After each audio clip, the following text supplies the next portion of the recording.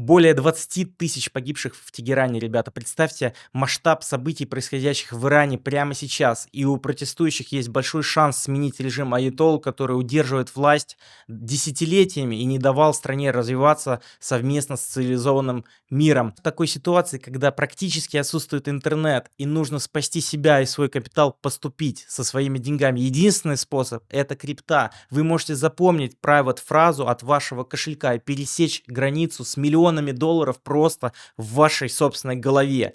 У вас не получится так сделать с наличкой, которую отберут на границу. У вас не получится сделать банковский трансфер, потому что его заблокирует власть. Но с криптой вы можете перенести любые суммы денег на любые расстояния, просто имея это в вашем собственном сейфе внутри себя.